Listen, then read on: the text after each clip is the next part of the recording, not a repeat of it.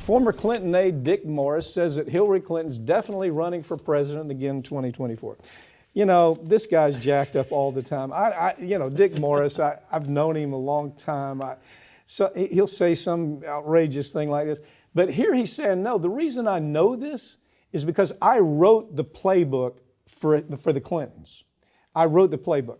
And the playbook is to isolate yourself and distance yourself from the fringe left. Come back to where you're a corporate Democrat. That's what's happening here, right? Yeah, absolutely. That is pretty much exactly what Mr. Morris here is saying, oh, look, Hillary Clinton's actually out there attacking Biden on the issue of immigration, which, of course, he thinks makes her appeal to the, more moderate conservatives who will never love Hillary Clinton ever, no matter what she does. But then he goes on and he attacks Bernie Sanders, he attacks Elizabeth Warren, he attacks all these people and says, if we don't get a Hillary, we're going to end up with these fringe nut jobs like Bernie, who is the most popular politician in America. But he thinks somehow that's the worst thing imaginable. Well, okay, there's a lot of parts to this, but one part you can't miss, okay? Who is it that pushed NAFTA, CAFTA, TPP more than anybody in politics? It was the Clinton family. Yep. It was Bill Clinton, it was Hillary Clinton. Now, why did they do it? Because it was a payoff to corporations.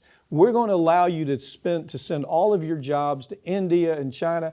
We're even going to give you benefits to doing that. There's not going to be any tax. There's not going to be any kind of way that we punish you for doing that. Ship all the jobs out of the country. And you saw what that has brought about in Middle America, a disaster.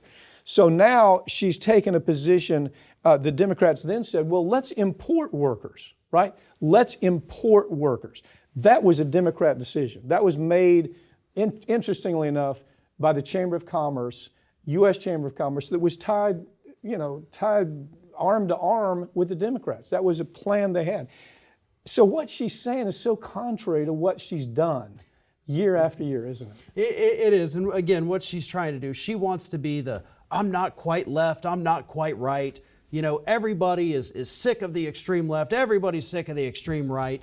Come back to the center, which is exactly, of course, what Bill Clinton did. Yeah. And people have to understand, and I love to point this out, Bill Clinton never once hit 50% of the popular vote.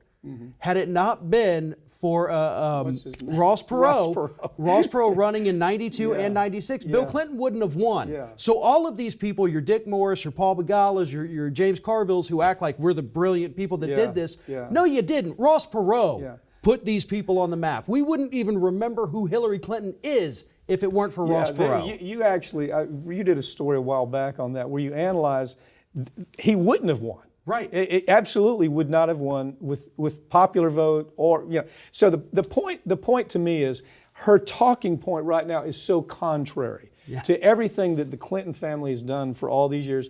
So she's going to send all of her flying monkeys out, and the flying monkeys are going to say, if you're not in the middle, you're just not a Democrat, and you don't have a chance of winning.